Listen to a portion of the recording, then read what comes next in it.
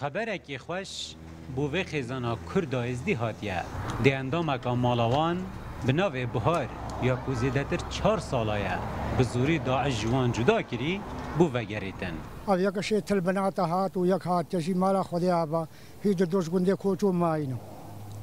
مش خودی تاوسی مالا قبولا ادیشی بین و کتاک دستیوان در نمینه ومالا ابو علي ابا ومالا عبد الله ابا خوارزي منا ومالا برزان سر مو بابي مالا برزان تقصير نقرش مره حكومه مركزي تشتكش مره نقري هتا روجايرو بهارا گرتیا دست داعش هات و او جدا و تبنید داعش رزگار بو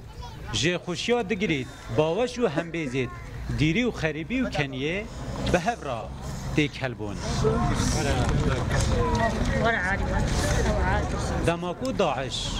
لسه 8 2014 بهارا 25 سالی گرتی لیوی دمی خزاندار بو کچکو کرک هبون لی داعش کجاوه یا 7 سالی جیور گرتیاو کره خوشی بخارای نایه یک روزا گرتین جاوره ما حتی نوها ازگلنا آخفم الحمد لله خود ازگل اگه یرو کیف خوشم گاش نم ازگل اگه کیف خوشم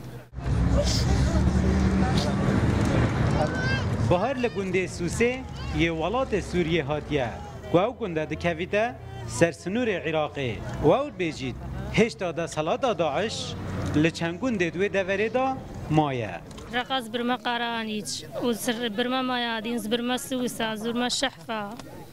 واخر شيء زل سوسة ابو السوسة هاد مفر سوسة مايا الشحفة مايا الهاجين مايا الدرت مايا المدينة وانا ماينا الرقادة ماينا بهار رزگار بویا 3302 یا کجلا نویسینگه ها رزگار بویا و یا بسر حکمت هرما کردستان و جبو کسوکارین خو و گریایی و هشتا جاره نویسی زیدتر جه 3000 کرد نزدی یه ندیاره جاوره بونا هفجین و خیزان و کسوکارین بهار جبو هات ناوه داوی هات لهشتا خماوان داوی نه هاتیه چونکه هشتا 4 خوشکن بهاره به دست داعش مانو لی گریانا کسو کارتوه لدیو بر دوامه کارن علی روداو دهک